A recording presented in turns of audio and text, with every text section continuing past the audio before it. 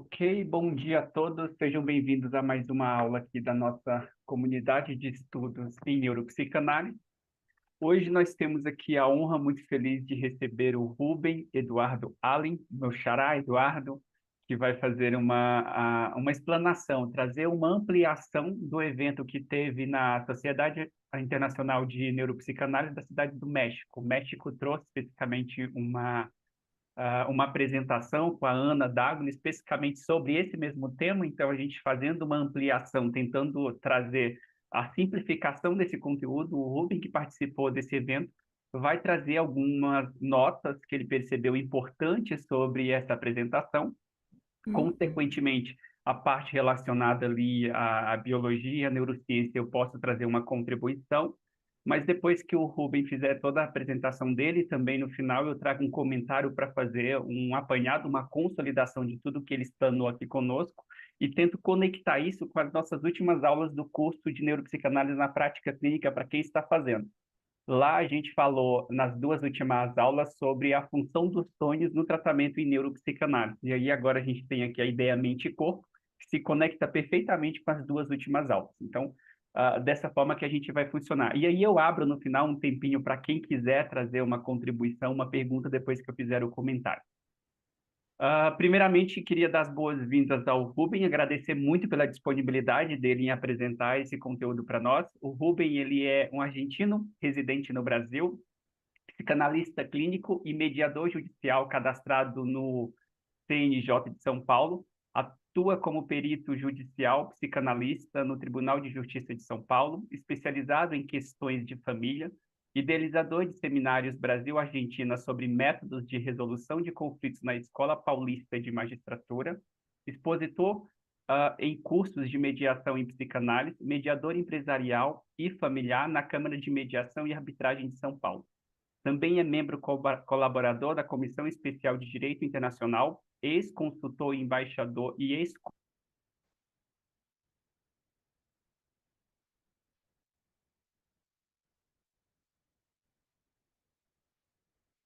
geral adjunto do Consulado Geral. Sorte nossa aí também o espanhol desse conteúdo e apresentando para nós aqui. Rubem, muito obrigado, tá? Muito obrigado, seja muito bem-vindo aí e que precisar do meu auxílio, eu estou por aqui. Bom, Bom dia a todos.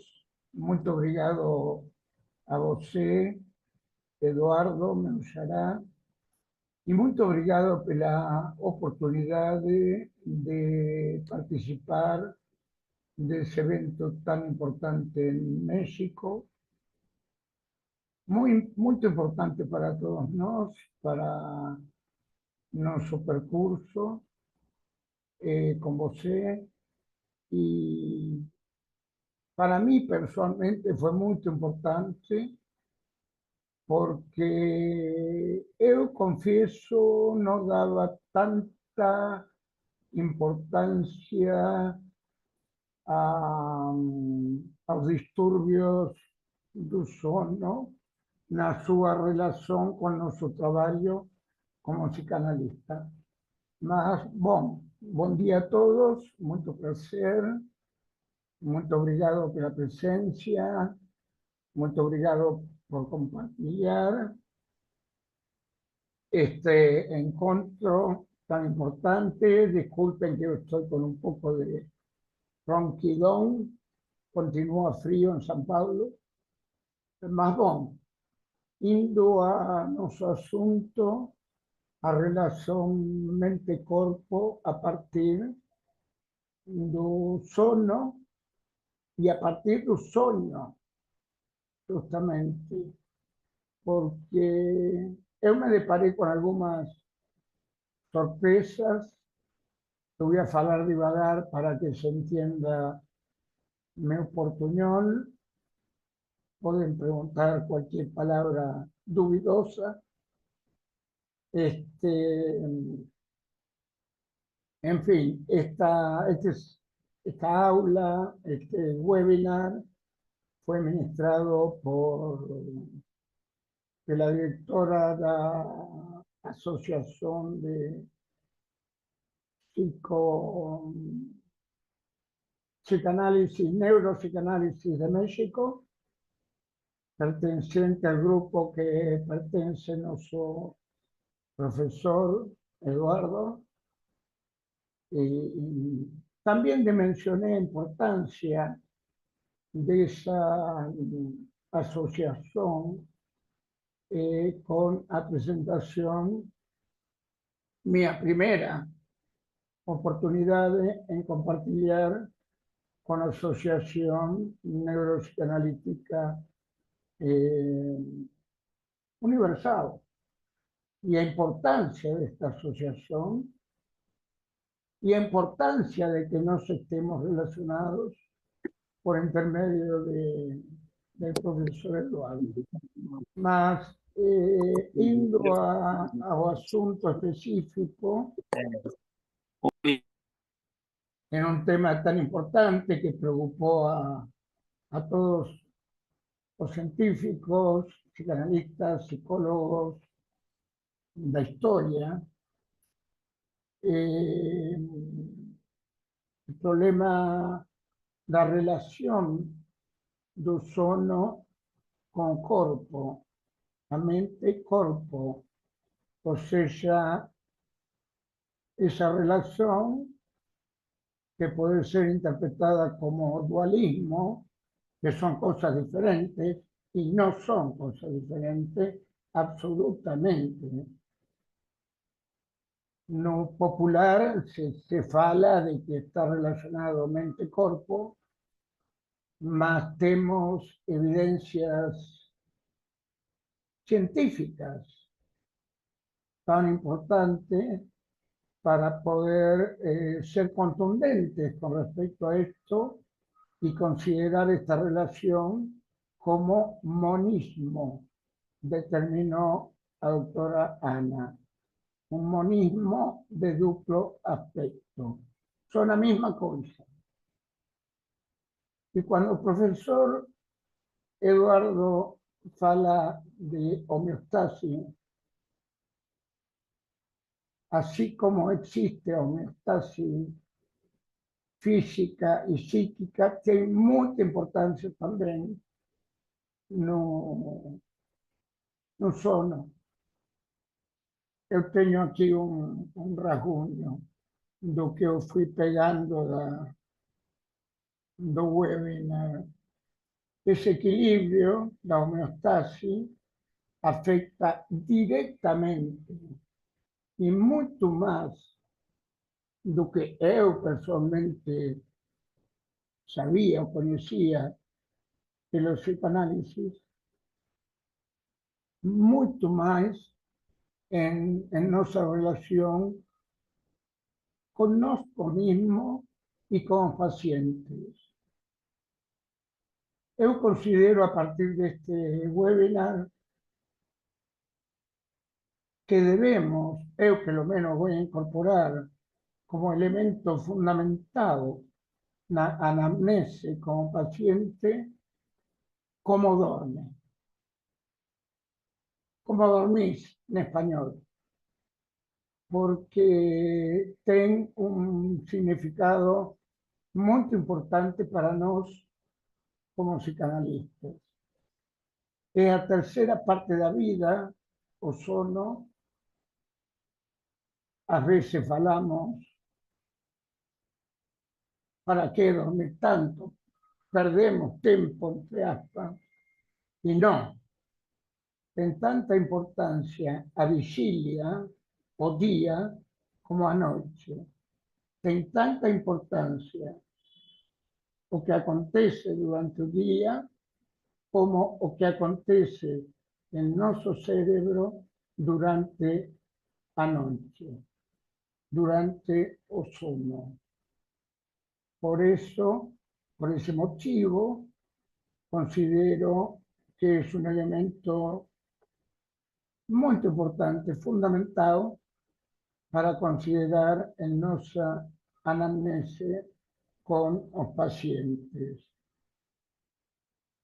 O fatto popular de que o necesario o normal serían 8 horas, no es así. Científicamente no es así. La cantidad de horas que precisamos dormir son las cantidades de horas que precisamos para nos desempeñar las actividades del día en forma satisfactoria. Hay personas que pueden estar en buenas condiciones con 6 horas, con 5 horas. Hay personas que precisan más. Generalmente, entre 8 y 9 horas sería, digamos, no voy a utilizar la palabra normal, sería a mayoría entre ese tiempo ideal. Mas o ideal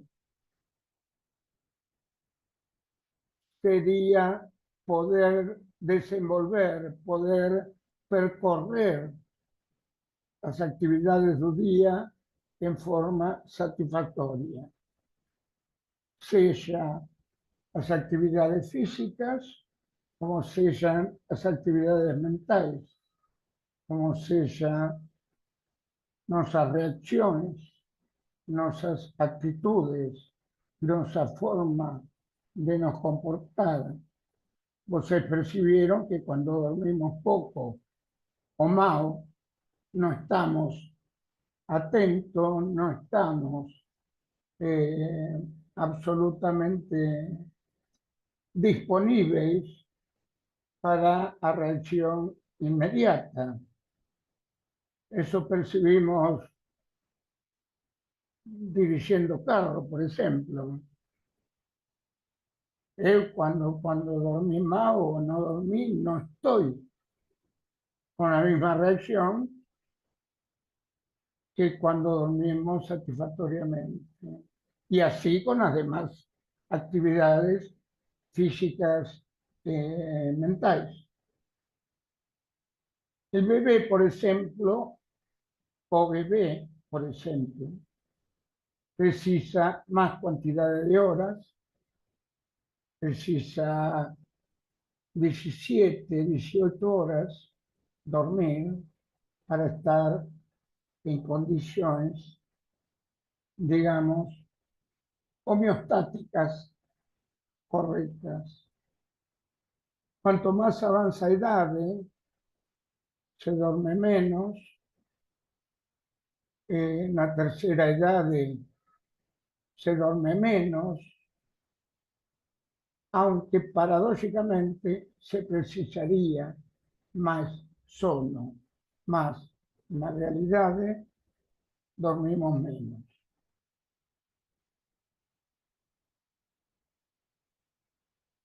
Después, la doctora Ana faló da higiene do sono, la importancia de nos preparar de alguna forma, cosas que la mayoría no hacemos,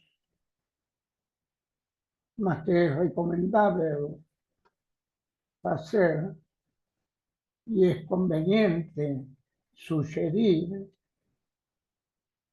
para que sea de alguna forma un hábito. Esa higiene del sono nos estamos refiriendo a un preparativo, a una disposición para dormir. Sea até a ropa influye. ¿Cómo estamos? Si estamos higienizados, si estamos con baja luz,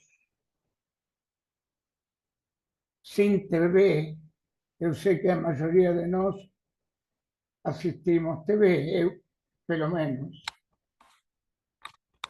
O ficamos ligados al celular, o respondemos un WhatsApp, o ficamos atentos a este aparelhinho que de alguna forma nos beneficia, más nos perturba. Y a noche nos perturba. Entonces sería conveniente, es conveniente sugerir a nuestros pacientes y a nos mismos nos preparar, hacer un hábito de llegar ao cuarto en condiciones, calmo, sin barullo, sin música. No posible, claro, que mora en una avenida no puede eliminar barullos. Estoy hablando de un ideal. Cuanto más nos aproximemos a ese ideal, mejor será nuestro descanso, mejor será nuestra preparación para el día. Existe una arquitectura del sono que está constituida por 5 etapas, que es la etapa número 1, que es de somnolencia, cuando estamos en ese medio termo. La etapa número 2, que ocupa un 45 a 55% del sono, ya comienzan ahí ambulancias fisiológicas cerebrales, las ondas cerebrales son más lentas. Luego tenemos la tercera fase, que ocupa un 25% del sono, ya es más profundo, las ondas son más divagar, las ondas cerebrales, me refiero. Esta fase la doctora Ana considera fase 3-4. Y llegamos a la fase 5, que es la conocida fase del sono REM, donde acontecen, se creía que acontecían los sueños. Luego Eduardo, el profesor Eduardo nos enseñó o nos transmitió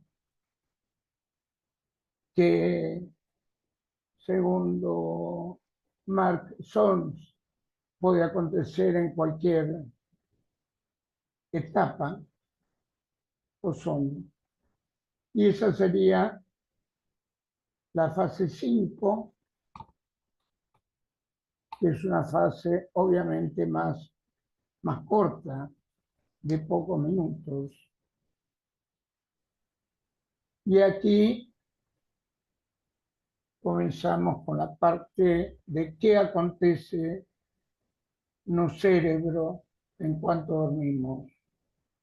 La parte de neurociencia, de neuroquímica, cómo se movimentan las sustancias químicas, la importancia del hipotálamo, que el profesor Eduardo tiene mucho más autoridad y conocimiento que yo para nos explicar los movimientos no cerebro en cuanto dormimos.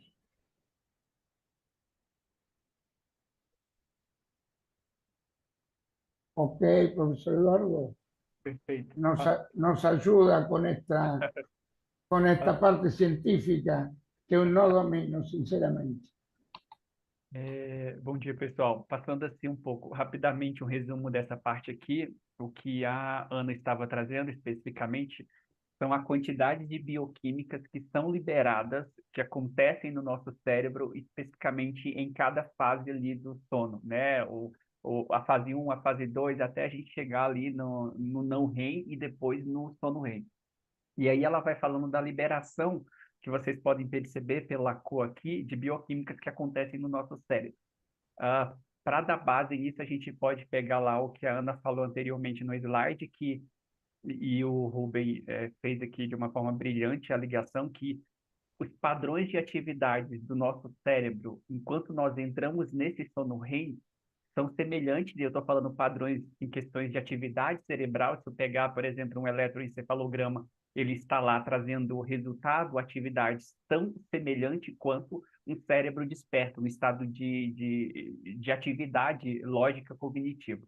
E aí ela vai dizer que, então, enquanto esse sono está acontecendo, existe uma grande descarga, liberação de bioquímicas dentro desse cérebro que faz a gente passar por aqueles 5 estágios ali que o Rubem acabou de trazer para vocês. Então, primeiramente ali a gente tem o estado de vigília, que seria o estado acordado, né, que acontece, que nós ainda estamos despertos. A gente vai ter uma liberação de GABA, de acetilcolina e monoaminas. Especificamente, ela está dizendo que quando nós entramos no sono REM, vocês percebem que existe uma diminuição dessas substâncias, né, mas elas ainda continuam presentes, seguindo o mesmo padrão que estava presente ali quando a gente estava no estado desperto. Mas cada uma dessas substâncias, dessa bioquímica, tem uma função. Por exemplo, a nível mental, né, digamos, subcortical, a gente está desperto, porque o nosso cérebro está em atividade, estamos regulando o afeto, consolidando memória, consolidando aprendizado, etc. Mas, para que isso aconteça em um estado que a gente continue dormindo, o sonho traz lá suas imagens, aquela ideia de fantasia, tudo meio desorganizado, mas existe uma outra substância, que é o GABA, que faz especificamente o nosso corpo ficar paralisado. Se o GABA não aumentasse a sua liberação, a sua quantidade enquanto nós dormimos, em especial no sono REM, que é onde a atividade é mais intensa, nós não conseguiríamos continuar dormindo. Ou seja, o GABA faz uma liberação quando nós entramos no sono REM, e aí, especificamente no momento que nós vamos sonhar, que nós temos atividades mentais cognitivas mais intensas, o GABA aumenta a sua descarga no nosso organismo, e isso faz com que o corpo fique paralisado. O corpo paralisado, nós podemos ter afeto, emoções, memórias e experiências nesse mundo do sonho, sem que estejamos comprometendo a segurança do nosso corpo. Quando acontece, por exemplo, aqueles pequenos espasmos que nós temos, a ideia que a gente vai chegar mais adiante da síndrome das pernas inquietas, a gente está falando de uma diminuição nessa frequência, nessa liberação do GABA. Tá? Então, o GABA é o que paralisa o corpo, faz a gente estar parado, enquanto lá no sonho a gente está correndo, se movimentando. A acetilcolina é o que ocasiona o acontecimento do sono REM. Quando a acetilcolina é liberada no nosso cérebro, até falei na aula anterior que quando você está dormindo, a cada 90 minutos existe um pico de atividade muito alto no cérebro, como se a gente estivesse, de certa forma, desperto. Aqueles 5 estágios que o sono REM, ele tem geralmente 5 ciclos que acontecem de sono REM durante o nosso sono. Esse sono REM só tem esse pico de atividade porque existe um estímulo, uma excitação dessa liberação da acetilcolina. Então, a acetilcolina libera, o sono REM entra em atividade. Depois de um tempinho, ele cai de novo. Então, a cada 90 minutos acontece. Para você olhar isso de um ponto de vista fisiológico, externo, basta olhar uma pessoa que começou a dormir, né? E aí, depois de 90 minutos, a pessoa, se você colocar lá o despertador, você vai olhar no olho da pessoa, ou mesmo um cachorrinho, o olho da pessoa está assim, para lá e para cá, atrás das pálpebras, você percebe esse movimento involuntário. Esse movimento ele só acontece porque a acetilcolina foi liberada ali. Ou seja, a gente tem, como o Rubem começou a falar adiante aqui, anteriormente, a gente tem o olhar do corpo, mente, cérebro, físico, e a gente tem o subjetivo. Então, eu consigo ver essas duas perspectivas. Então, é a acetilcolina que libera especificamente isso. Já a serotonina, a noradrenalina e a histamina, elas, depois que a acetilcolina tem uma liberação, ela precisa cair.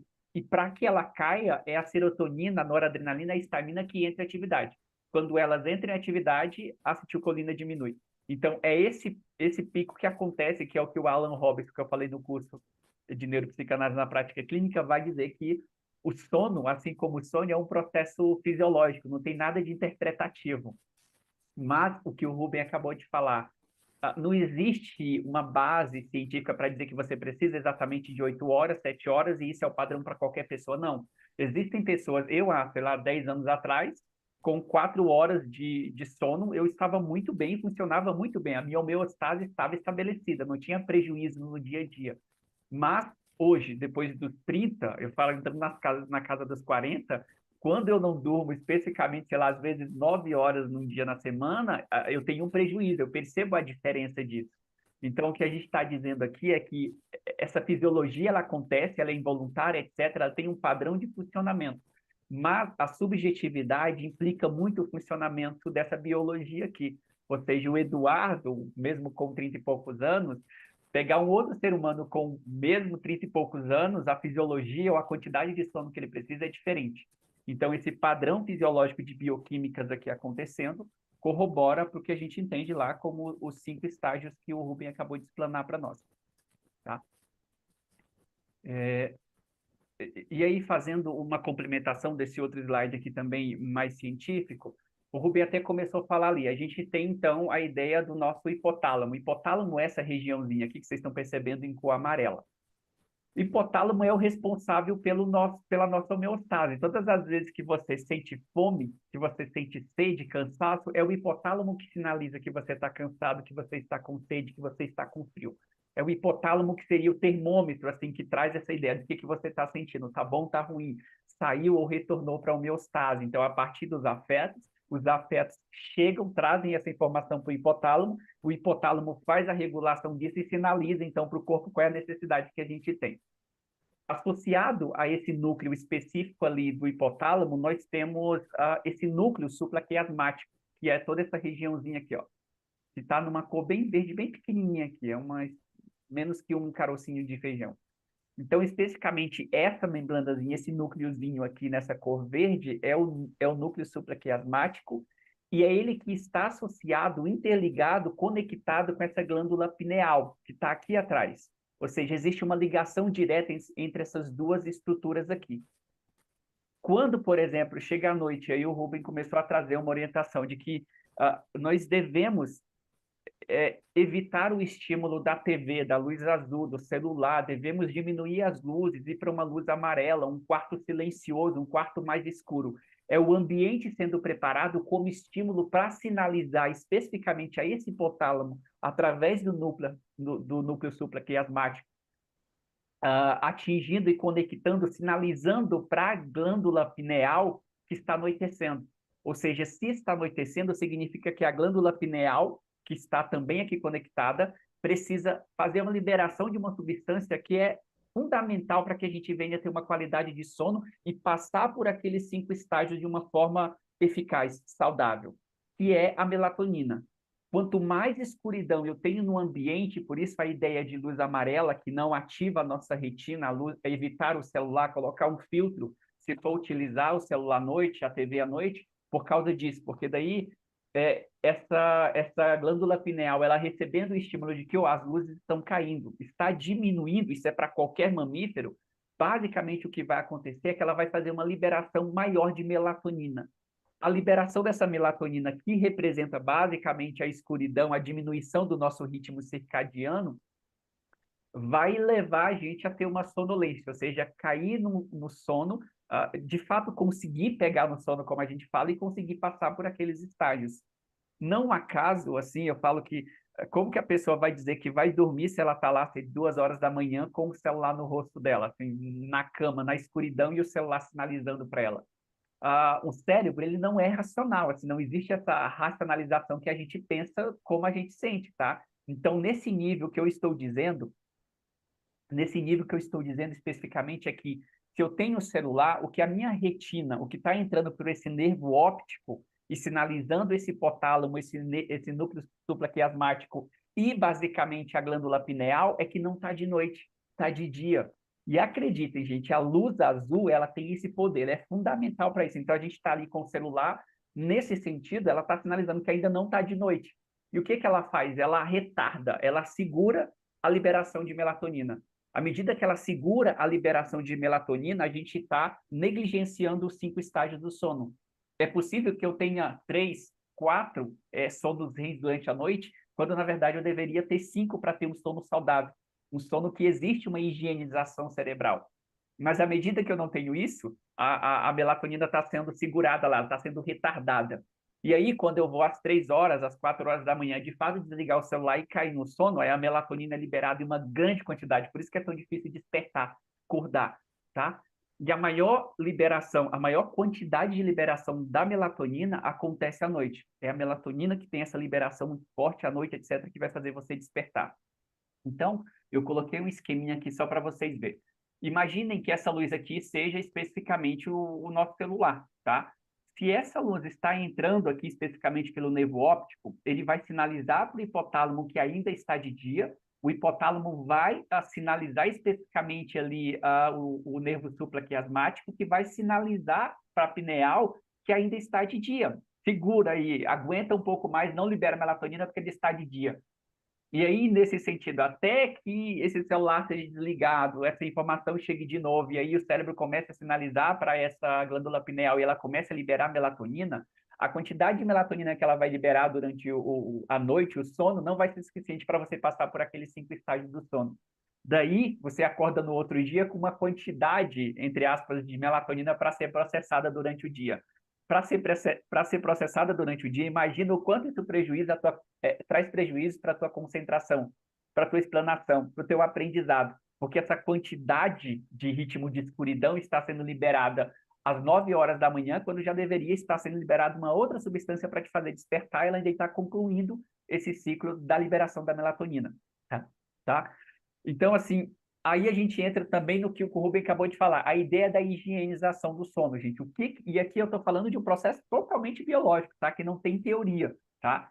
E é o que vai influenciar também a qualidade do nosso sono.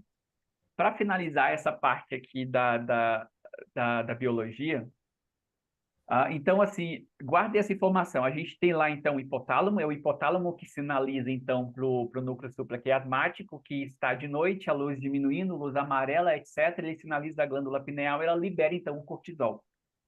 Mas o mesmo processo acontece se a gente for falar especificamente do dia. Por exemplo, como que eu aplico a higiene do sono no paciente? Eu falo que a qualidade do sono é, depois do vínculo terapêutico, a parte mais importante de qualquer processo de tratamento para a saúde mental. Quando nós acordamos, eu sempre falo para o paciente, tomem luz natural, não essa luz aqui que tem 50 lux, precisa ser luz natural, que é 50 mil lux, no mínimo, 500 mil lux. Então, se eu pego uma luz natural, mesmo num dia nublado, aqui em Curitiba, por exemplo, um dia nublado serve muito bem. Essa luz, ela entra especificamente de novo por esse nervo óptico. Esse nervo óptico sinaliza o meu hipotálamo que está de dia, e o hipotálamo, em vez de sinalizar a glândula pineal, né, para liberar a melatonina, ele sinaliza a glândula pineal para ela suspender a melatonina, ou seja, para de fazer liberação de melatonina, diminui essa liberação porque ele não pode dormir. E aí, esse hipotálamo sinaliza uma outra membranazinha, uma glândulazinha em cima do céu da nossa boca, chamada hipófise. Essa glândulazinha hipófise, basicamente, o que ela faz é liberar cortisol. E ela tem uma conexão direta com a glândula suprarrenal, que é aqui, duas glândulazinhas que ficam em cima dos nossos rins. Quando o hipotálamo passa essa informação para a hipófise, e a hipófise pituitária manda isso para a suprarrenal, o que elas fazem é liberar cortisol. Ou seja, libera cortisol que ele precisa despertar. Então, basicamente, quando eu falo para o paciente tomar 30 minutinhos de luz natural pela manhã, o que eu estou fazendo é regular o ciclo circadiano dele. Claro que a gente não consegue controlar o horário específico que a pessoa vai dormir, mas a gente consegue ter um ambiente, como o Rubem falou, para adequar a qualidade desse sono. Mas se eu não consigo falar, você vai dormir exatamente todo dia às 10 horas, eu consigo colocar, você vai despertar todo dia às 7 horas. Se eu regulo o horário que o paciente acorda, o relógio biológico dele, através dessa biologia aqui, vai regular o horário que ele dorme.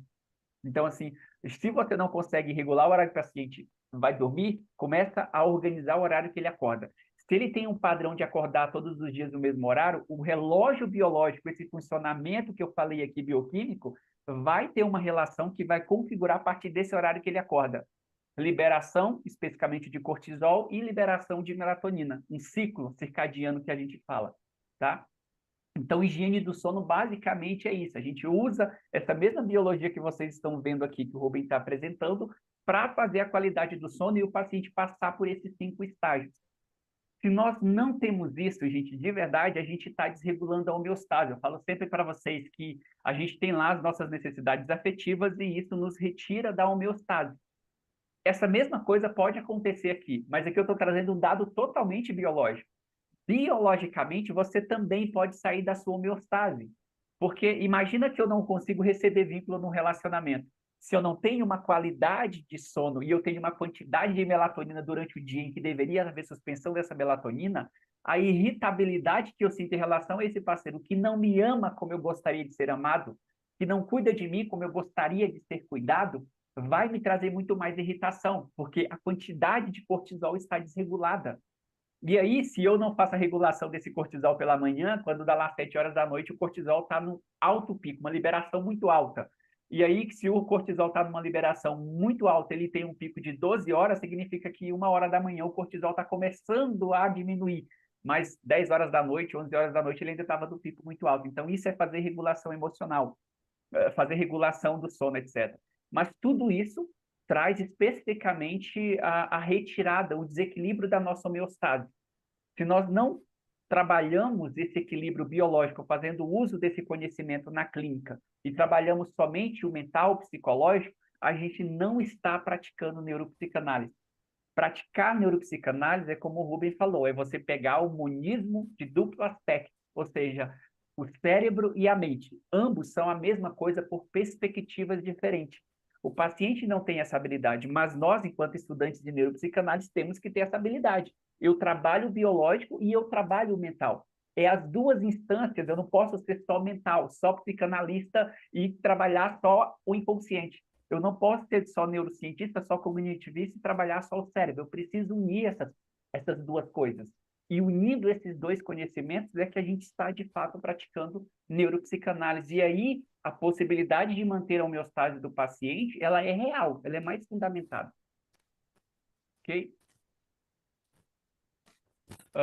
Rubens, pode assumir de novo, por gentileza. Ok, ok. Muito obrigado. Muito interesante. Y es ahí justamente, como psicanalista, que me sorprendo, más presto mucha atención a esto que faló el profesor Eduardo sobre la relación da mente y do corpo. Y fico feliz porque estoy preenchendo como psicanalista buracos, espacios que estaban en una indefinición para mí. Y de ahí la importancia superlativa, a mi entender, da neuropsicanálisis y de la relación y lo que estamos estudiando y nos está enseñando el profesor Eduardo. Y continuando y llegando a etapa de qué acontece cuando no se cuida, entre aspas, las etapas del sono, los trastornos del sono, y llega a insomnia. La insomnia puede ser porque demoramos en dormir, normalmente el estado es de 15 a 20 minutos, digamos, que sería, me permite la palabra normal, para conciliar el sueño. Cuando pasar,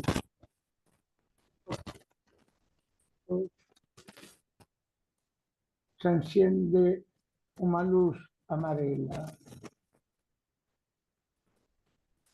¿Por qué? ¿Qué está aconteciendo? Y hoy aquí ya hay importancia de preguntar la anamnesis, ¿cómo vos se duerme? ¿Cuánto demora? Porque llegando a 30 minutos, pasando los 30 minutos para dormir, ya podemos considerar insomnio. Ya tenemos algún motivo. Que si no es físico, obviamente será mental, para alterar esa conciliación del sueño. Los trastornos del sueño son varios, diferentes, variables. Puede ser una insomnia temporal, puede ser una insomnia moderada, puede ser una insomnia permanente,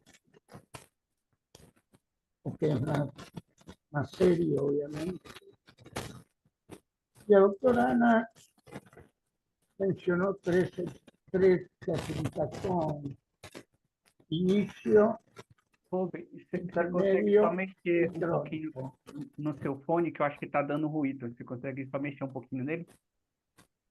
Homeo, Aham. Só mexer onde ele conecta no computador, às vezes já melhora. ah, Agora ahí sumiu o va som. Julio. Agora sim, agora foi. Voltou. Tá ótimo. Ok.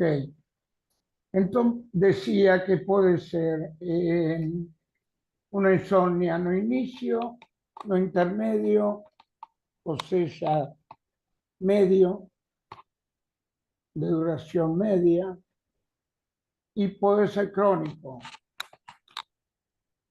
que es para tomar más cuidado.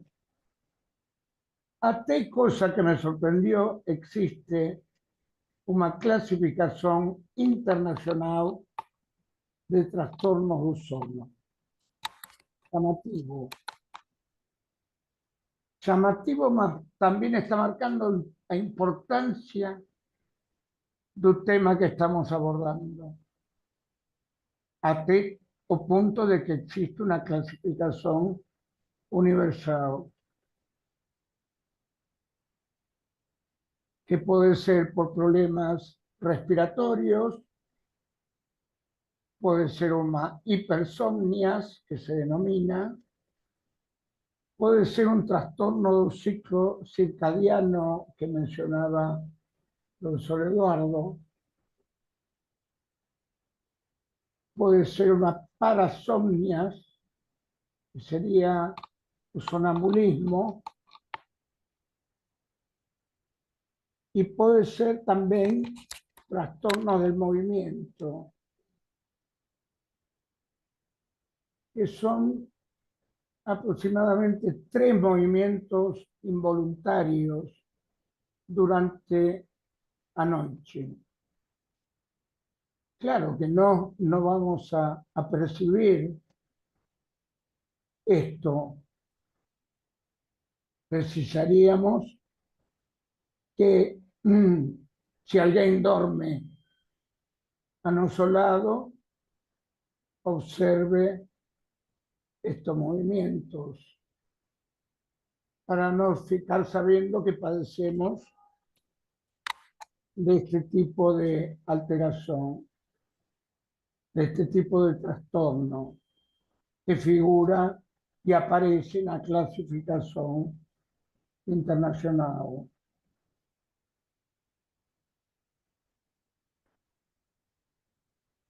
Eu falei que se denomina latência do sono, voltando ao início do nosso sono, que são 10, 15 minutos, sin estímulos, como falei, en un ambiente favorable.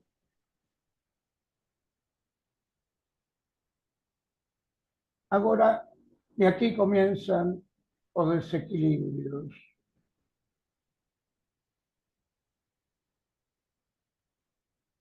Cuando llegan pensamientos espontáneos, pensamientos sobre factos que acontecieron durante el día, o ontem, o mes pasado, o pensamientos que la doctora denominó rumiantes, o sea, pensamientos que no nos llevan a ningún lugar, que van y voltan. Y ahí vamos superando los 15 minutos que falé. Ya es para prestar atención. Ya comienzan los síntomas de insomnio. No podemos dormir, comenzamos a refletir,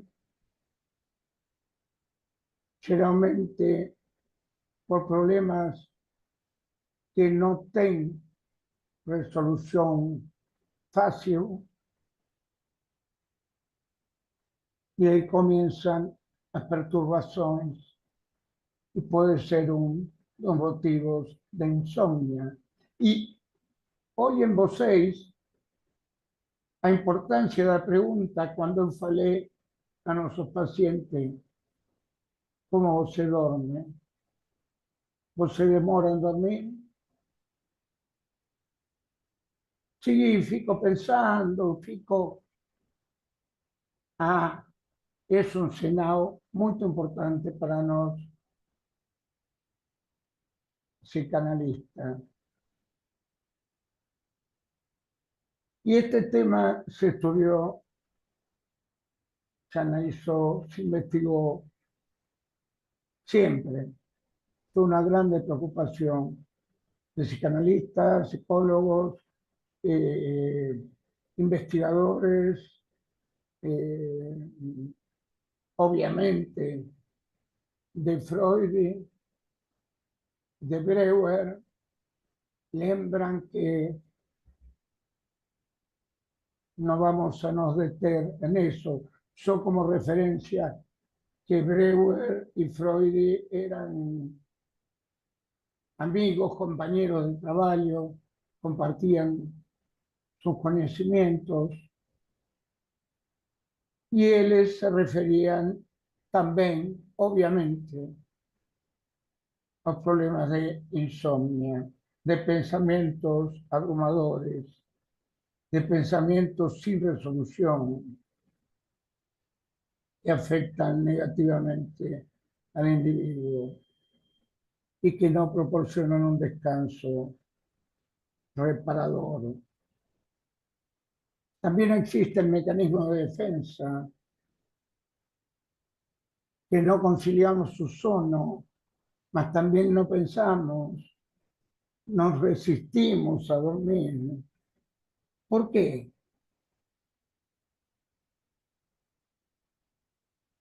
Ni pensamos ni dormimos. ¿Qué acontece?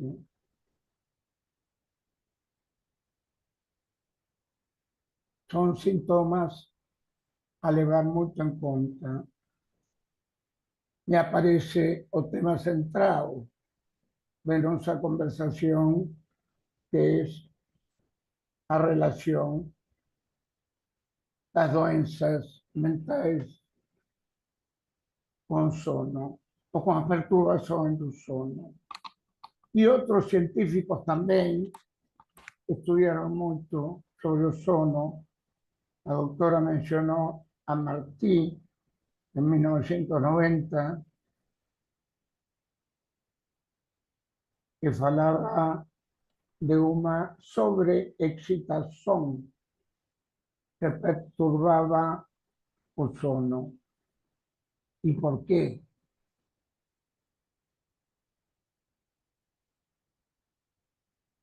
Y significa también, falaba Martí, o pensaba Martí, que existía un preconsciente con más espesura, mayor.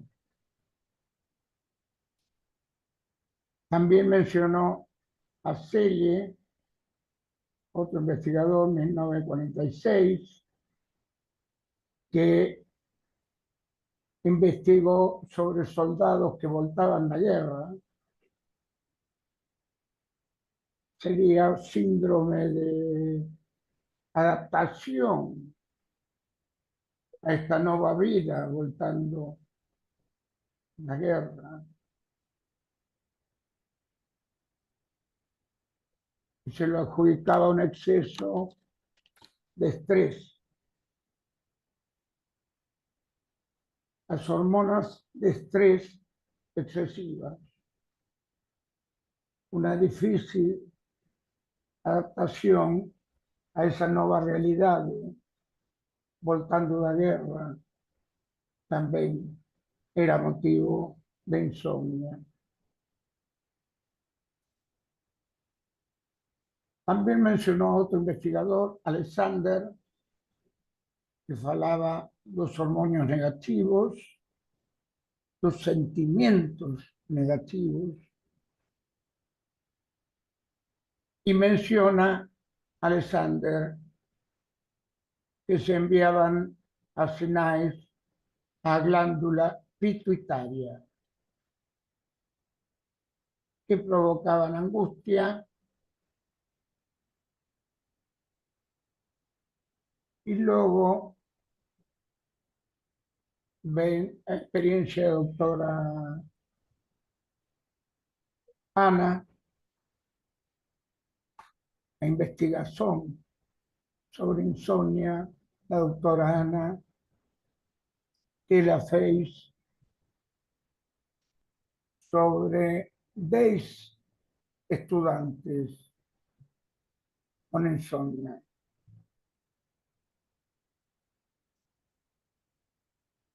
Y la mayoría de ellos tenían en común, esto es muy importante para nosotros, psicanalistas,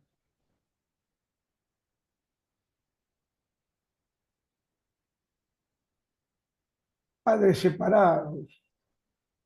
La mayoría de estos 10 estudiantes tenían padres separados.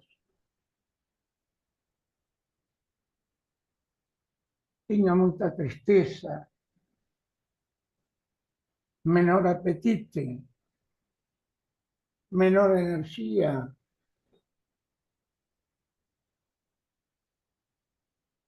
síntomas de ansiedad, de taquicardia, sudoración, síntomas físicos, dolor de estómago, de cabeza. Estos síntomas tenían en común los estudiantes que investigó la doctora Ana en su estudio, identificando las manifestaciones o síntomas en común que tenían estos estudiantes que padecían de insomnio.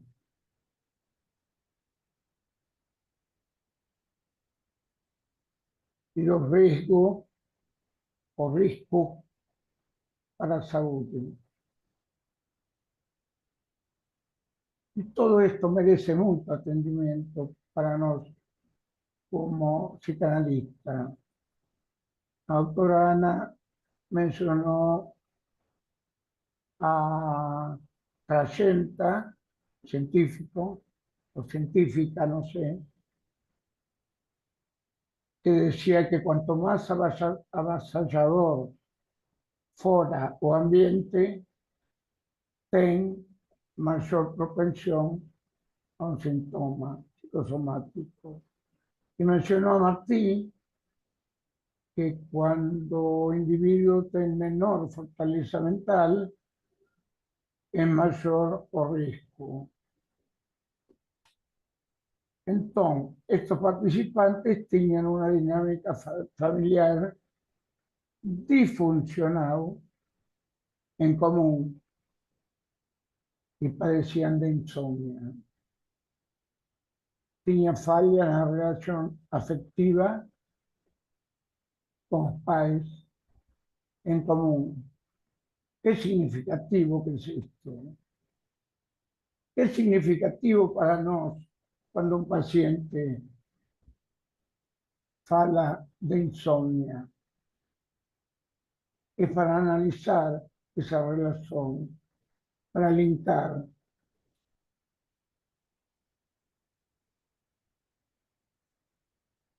Y ahí es que el neuropsicanálisis se posiciona como una herramienta muy poderosa la identificación de conflictos y necesidades de nuestros pacientes.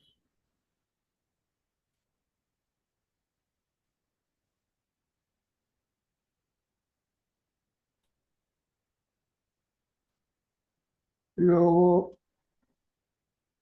en un resumo, fala en común da hiperactividade, de gerenciar, a importância de gerenciar o estresse na relação com a consequência na insônia, os riscos que traz para a saúde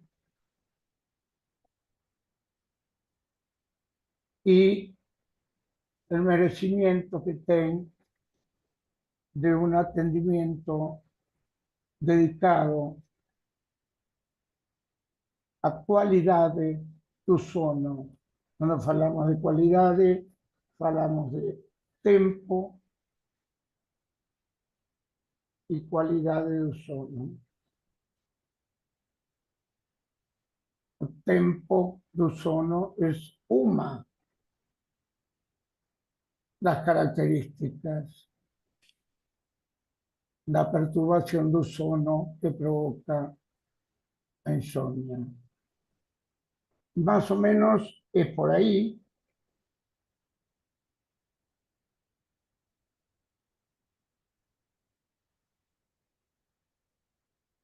Los problemas clínicos que llevan a insomnia, la importancia del neuropsicanálisis, como mencioné al comienzo, la importancia de llevar en cuenta las características de nuestros pacientes en su relación con sono, en sus alteraciones durante la noche, la importancia para nuestros pacientes y para nosotros mismos de tentar mantener una rutina, un ritual, si vale la palabra, para poder conciliar el sono y para poder vivir mejor. Más o menos sería por ahí.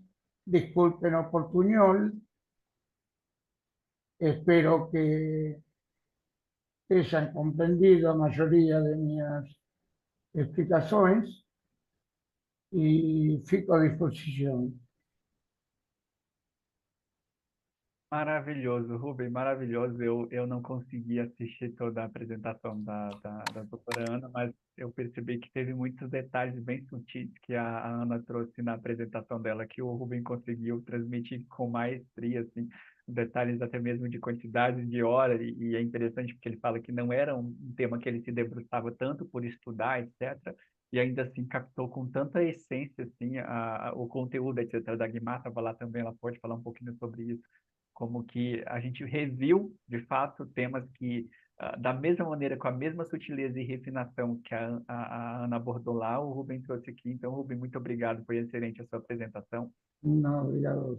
E para fazer assim alguns comentários sobre, eu acho fundamental assim que o sono, né, e aí consequentemente o sonho, que é o material que trouxe fundamento à psicanálise, nasce especificamente do sonho, assim. Tem até autores que dizem que nós não sonhamos porque dormimos, nós dormimos porque nós precisamos sonhar. E aí a ideia fundamental é que para isso acontecer é preciso a união do corpo e mente. Se não existe a união do corpo e mente, não existe o sonho. E se nós, enquanto psicanalistas, fundamentamos o nosso trabalho no sonho, é necessário que nós possamos conhecer e se debruçar tanto sobre o corpo, a base biológica, como a mente, aquilo que é o sonho que nós já temos estudado há mais de um século. Então, a ideia fundamental é que a relação corpo e mente, pelo que a gente conheceu aqui hoje, o sintoma, como a gente fala, a ansiedade, uma depressão, a irritabilidade, pode surgir tanto especificamente de um desequilíbrio que tira, nos da homeostase a nível biológico, como de um sintoma que nos tira da homeostase a nível psicológico. E aí, uma das coisas que eu falo, para eu trabalhar um paciente que vem com uma queixa de depressão, eu vou precisar ter uma garantia de que o que está gerando a depressão desse paciente não é uma ordem biológica. Poderíamos aí, com uma visão, uma perspectiva neuropsicanalítica, desafiar um pouco desse conglomerado que está tendo de diagnóstico sobre TDAH. Por exemplo, o quanto o TDAH, uma quantidade de beta-amiloide no meu cérebro, é influenciado por uma rotina, por uma desorganização, desequilíbrio, uma falta de higiene do sono, e o quanto disso é, de fato, influenciado porque o funcionamento cerebral desse indivíduo é isso. Então, ele tem ali o TDAH. Mas, para nós caminharmos ou encaminhar um paciente para um diagnóstico de TDAH, nós, enquanto psicanalista, a primeira coisa que nós precisamos fazer é comprovar, garantir que essa rotina, esse ambiente ideal do sono, como o Rubem falou, para o paciente está alinhado, está organizado. Se o paciente não tem isso, gente, eu não preciso ter TDAH para eu ter uma disfunção de concentração, para eu ter dificuldade de foco, para eu ter uma dificuldade de interagir com pessoas. Então, uma das questões básicas é a gente precisa regular, organizar a rotina, a qualidade do sono desse paciente, para depois, especificamente, a gente pensar, então o sofrimento, a patologia, a ansiedade é de uma ordem psicológica, é do inconsciente. Ou seja, mente e corpo é basicamente isso, que a Ana e o Rubens explanaram aqui, é que nós precisamos considerar o corpo e precisamos considerar a mente para falar de distúrbios do sono. Não dá para a gente considerar só a mente, não dá para a gente considerar só o corpo. A gente precisa ter propriedade das duas áreas. A neuropsicanálise é essas duas áreas. Ela fala, eu vou olhar para o sono, mas eu vou considerar que o sono pode ser desregulado, tanto por uma questão bioquímica, etc., mecanicista, como uma ordem psicológica mental. Então, estudar a neuropsicanálise é isso. É que vocês conheçam, sim, continua tendo valor o que nós fazemos com os nossos pacientes enquanto psicanalistas.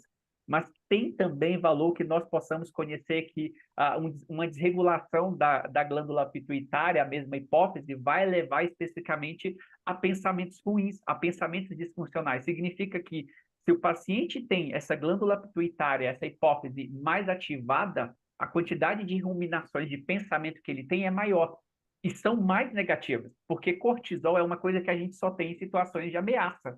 Se eu estou na minha cama e essa glândula está liberando cortisol, pode não ter uma ameaça física, mas mentalmente para aquele indivíduo existe uma ameaça, então naturalmente ele não vai conseguir dormir. Tá? Acho que uma consolidação desse conhecimento basicamente é isso, assim, é o quanto o sono tem uma influência no processo de saúde mental. Gostaria de abrir para quem quiser trazer uma contribuição, um pensamento, uma complementação aí do que o Rubem trouxe para nós. Fiquem à vontade aí, pessoal. Bom dia, Eduardo. Bom dia, Márcia. Eu gostaria de fazer uma contribuição assim bem breve, para dizer que realmente esse tema é bem atual dos nossos dias mesmo. Porque eu vou pegar a última fala do professor, do palestrante, porque começa a partir de nós. A nossa rotina, os nossos hábitos precisam mudar para que a gente possa entender a mudança que acontece com o paciente nessa relação. Eu trabalho muito a relação terapeuta e paciente. E a neuropsicanálise, ela veio para contribuir essa questão que tanto Freud falava do sono, do sonho, e que ficou meio que, entre aspas, inconcluso por conta da questão do tempo, como nós sabemos da parte histórica da psicanálise.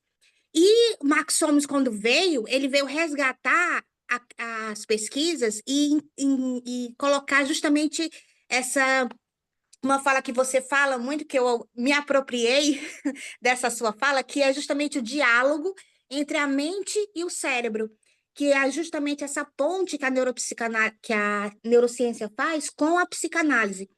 E isso faz com que a gente consiga entender a importância do sono e nessa regulação, nessa homeostase do nosso corpo e do nosso dia a dia, porque não adianta você querer dormir mais cedo, você tem que mudar o seu corpo para acordar mais cedo, para que o teu dia a dia possa ser modificado e aí a tua química possa entrar na homeostase e te levar ao sono apropriado mais cedo. Porque normalmente a gente fala assim, a gente vai dormir, vamos dormir mais cedo para que a gente possa acordar cedo, mas não é.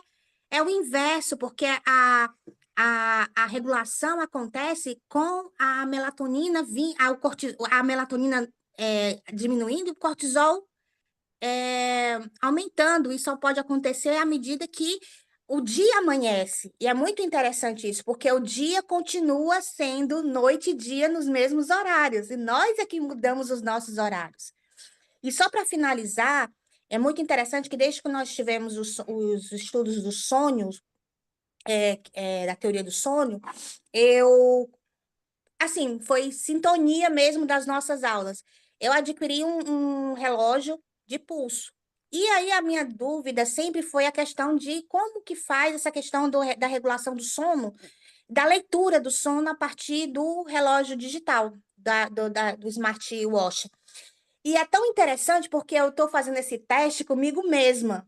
E a leitura, quando você faz durante o dia, ele regula realmente, ele mostra a hora que você adormeceu, a hora que você acordou, os picos que você teve que você acordou durante o sono, a oxigenação do sangue, mas isso não quer dizer que isso seja real, porque tudo é uma questão mais pessoal, isso tem que ser tratado, enfim, quando tem um distúrbio, alguma coisa parecida.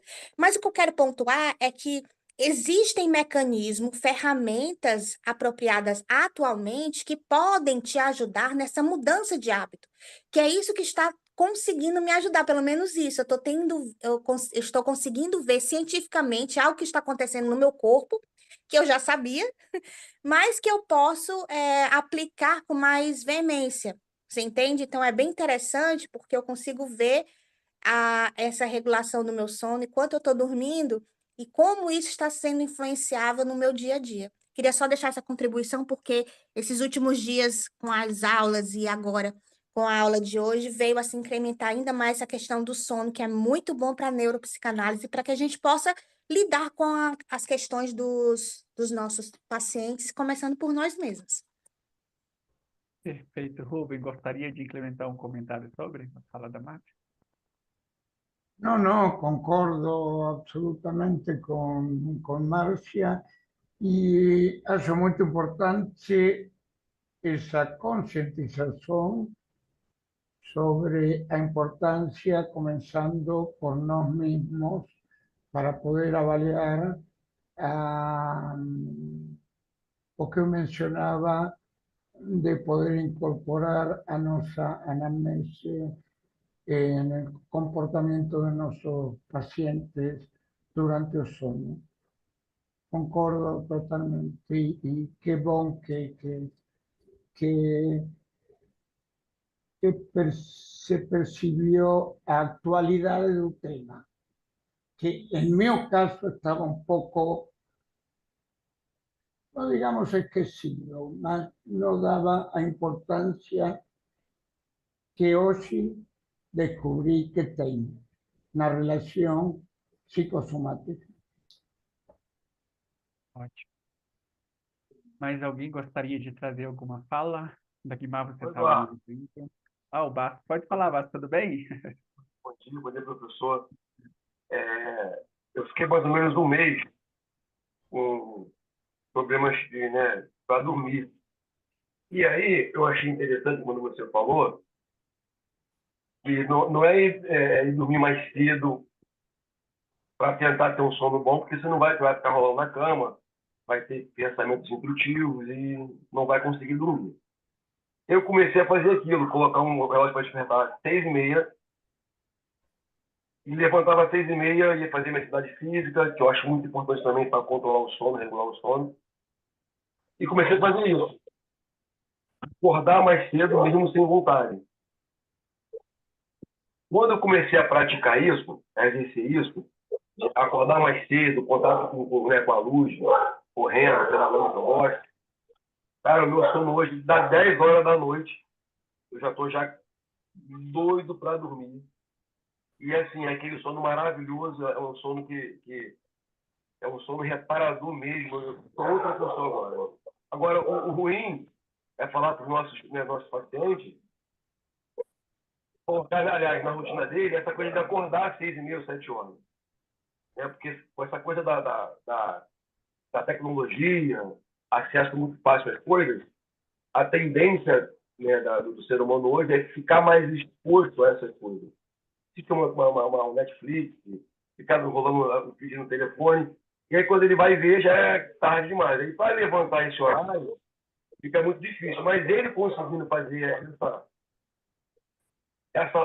ter essa rotina, acredito muito que o sono dele vai começar a se regular, né? É isso aí.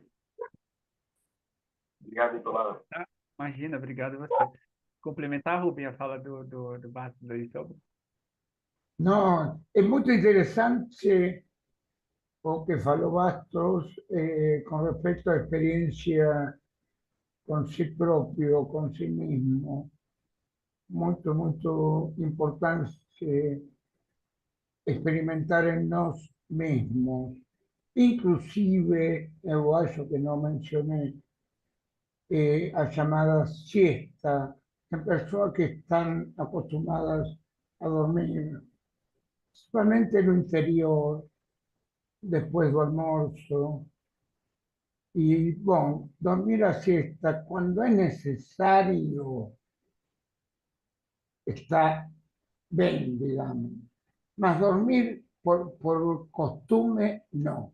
Mejor tentar, pero menos tentar, porque estas costumbres no se modifican de un día para otro, mas sí tentar mantener una regularidad en no dormir después de almuerzo, que en lo interior principalmente, y mantener esos horarios de acordar, de dormir. Claro que no vamos a nos privar de ir a una noche, ¿no? A una festa, obviamente que no, mas dentro de lo posible tentar manter una regularidad. Ótimo, ótimo. Complementando também o que o Basso falou, é uma coisa que eu falo muito assim, eu acho que a gente precisa começar a ser bem transparente assim com os nossos pacientes, no sentido de que eu concordo com você, é difícil às vezes você falar para o paciente assim, acorda tal hora, né? Assim, ele vai falar, difícil para me acordar, etc. Mas assim, comece a ser transparente, falar assim, a gente tem aqui algumas soluções, algumas técnicas para a gente melhorar a tua saúde mental, a tua vida como um todo. Mas se possa ser difícil, assim, você não está disposto a entrar nesse processo, que é difícil, como qualquer processo, eu posso ficar aqui todo dia te ouvindo, falar, trazer, a gente elaborar algumas coisas, etc. Mas eu estou te dando soluções para você dormir melhor e estar melhor amanhã. Eu falo que um problema é que os pacientes, a gente não está ensinando os pacientes a aproveitar, a experienciar as dores deles. Eu só consigo aprender se eu experimento a dor. E aí, uma fundamentação, talvez eu traga, talvez uma próxima aula, como que eu faço aplicar a higiene do sono? Vamos falar sobre higiene do sono, já que a gente abordou o sono, agora o sono aqui. Como que eu aplico a higiene do sono dos meus pacientes? Eu posso trazer um pouquinho disso. Mas uma boa recomendação é, especificamente, deixe o celular fora do quarto. O celular não pode estar na mesa auxiliar. O celular ele tem que estar lá na sala. A hora que ele despertar, eu já vou lá pegar o despertador. Se o celular está do lado da cama ou na cama, como é muito comum, os pacientes dormem com o celular debaixo do travesseiro, ele vai desligar, vai colocar uma soneca. Então, você tem que ter essa habilidade de perceber o que eu faço para esse indivíduo levantar da cama, né? E aí, o primeiro passo é o despertador. Uma outra coisa que funciona muito, assim, eu nunca encontrei um paciente que não dê para regular o sono, é tomar uma decisão no dia anterior. Amanhã eu vou levantar que hora? Vou levantar 8 horas, 9 horas? E aí se eu vou começar uma higiene do sono, eu sempre protelo, eu deixo o paciente, acorda 10 horas amanhã, vai lidar com as consequências, mas acorda 10 horas. E aí o passo é, decida o horário que você vai acordar amanhã no dia anterior, na noite anterior, porque o teu cérebro não gosta de surpresa, quando você traz uma surpresa, ele gera um cortisol, fica tudo desregulado. Então, decida anteriormente, hoje eu decido que amanhã eu vou acordar 8 horas. Hoje eu decido que amanhã eu vou acordar 9 horas. Assim, não traga surpresas. Tente minimizar a energia livre. Lembra lá para o teu cérebro. Então, tome a decisão no dia anterior. Fala para o seu paciente, decida no dia anterior o horário que você vai acordar amanhã. Se o cérebro entende que ele decidiu hoje que amanhã ele vai acordar 8 horas, eu te garanto que vai ser 2 vezes mais fácil para o cérebro acordar amanhã 8 horas, porque ele já está decidido. Ele já foi elaborando aquilo na consolidação de memória. Entende? Então, assim, sempre decidir anterior o que eu vou fazer no dia seguinte. Deixar para decidir na cama o horário que vai acordar não vai funcionar. Isso gera menos estresse para o paciente, tá? Talvez eu traga isso aí numa próxima aula. Dagmar, por favor. É incrível, né? Então, que a gente pega as nossas próprias experiências nisso e começa a visualizar aquilo que a gente pode ajudar com relação ao paciente, né? Que a gente está atendendo. E aí, o senhor, na hora que o senhor estava falando sobre as bioquímicas aí, né? Sobre os neurotransmissores e tal, o senhor comentou alguma coisa sobre vínculo e aumento, não é isso? De cortisol. Eu queria só que o senhor voltasse nessa parte que o senhor falou, porque eu perdi um pouco aqui. Tá. Eu estava falando basicamente assim, vou pegar não só nós, vamos pegar qualquer mamífero. Se você estressa muito um filhote, estressa esse filhote, depois você afasta esse filhote do cuidador, a irritação dele vai dobrar. O que eu estou dizendo basicamente dentro do nosso contexto da neuropsicanálise e da neurociência afetiva é: se você é uma pessoa que tem o sono desregulado, você está com uma glândula pituitária, a hipófise desregulada, significa que o cortisol ele está sendo liberado em maior quantidade, ele está mais sensível, essa glândula está mais sensível. Então, o parceiro fala um não para você, o parceiro comete um erro, o parceiro decepciona você. Se você tivesse com o sono regulado, estaria dentro dessa homeostase, aquilo te tirou da homeostase, você ficou frustrado. Mas se você já está desregulado, fora da homeostase, por causa da qualidade do sono, o cortisol já lá em cima, o parceiro fala aquilo, é o suficiente para essa taça aqui transbordar com o não que o parceiro fala. Porque o não, ele só complementa o que já estava cheio. Quando a gente fala assim de higiene do sono, gente, é muito assim, a nossa amígdala, a pessoa fala muito da amígdala, né? A amígdala é o que reage a ameaças, tá? Tem uma ameaça que a amígdala já fica atenta. Então, imagina que a amígdala, quando a gente não dorme bem, que é basicamente o que acontece com o adolescente. A adolescência é mais ou menos isso aqui, ó. Imagina que essa taça desse tamanho aqui é a nossa amígdala. Dormir bem, a minha amígdala é desse tamanho aqui, mas na adolescência, ou especificamente quando eu não durmo bem, a amígdala fica metade desse tamanho aqui.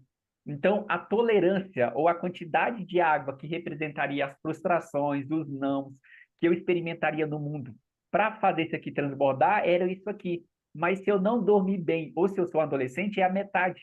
Então, aí você, qualquer coisinha já enche esse recipiente, essa amígdala. E aí, uma coisinha de nada que o outro fala faz você, a gente fala, colapsou, a pessoa teve um surto.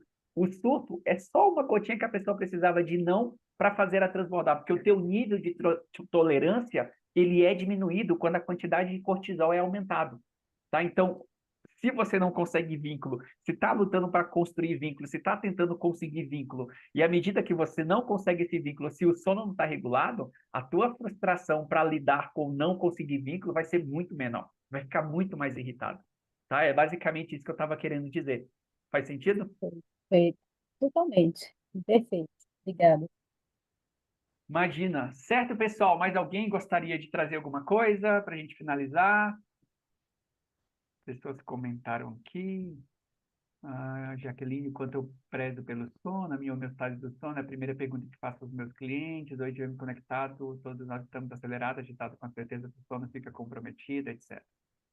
É isso aí, pessoal. Rubem, mais uma vez, obrigado pela sua experiência, por trazer isso para nós. Se quiser deixar umas últimas palavras aí para a gente encerrar, complementar essa maravilhosa apresentação.